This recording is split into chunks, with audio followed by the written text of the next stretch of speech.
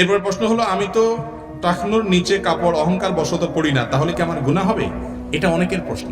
টাকনুর নিচে পোশাক পরা হারাম পুরুষের জন্য। কোন পোশাক? যেগুলো উপর দিক থেকে সাধারণত নিচে ঝুলে থাকে সেগুলো, মোজার কথা ভিন্ন। মহিলাদের জন্য আবার হারাম না, পুরুষদের জন্য হারাম।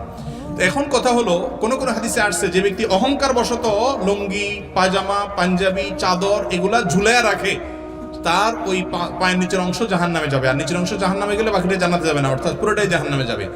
এখন কেউ কেউ বলে যে আমার মধ্যে তো অহংকার থাকে না, তাহলে তো তার উত্তর হলো যে অহংকার না থাকলেও যদি পড়েন তারপরও গুনাহ হবে। এটাই বিশুদ্ধতর মত, এটাই জমহুর উলামাদের মত। কারণ কয়েকটা হাদিসে অহংকার বশত থাকার কথা আসলেও অন্যান্য হাদিসে অহংকারের কথা বলা নাই, বরং অহংকার ছাড়াই বলা আছে সর্বাবস্থায় আপনার টাকনুর নিচে কাপড় পরলে সেটা কোথায় যাবে?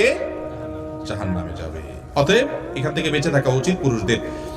আর সম্প্রতি বোধহয় অনেক গবেষণা থেকে প্রমাণিত হয়েছে যে এটা পুরুষের পুরুষত্ব কমিয়ে দেয়। অনেকগুলো আর্টিকেল পড়েছি আমি, সংশ্লিষ্ট বোদ্ধা মহল লোকেরা আরো ভালো বলতে পারবেন, বিধায় এটা কোনো ভালো জিনিস না।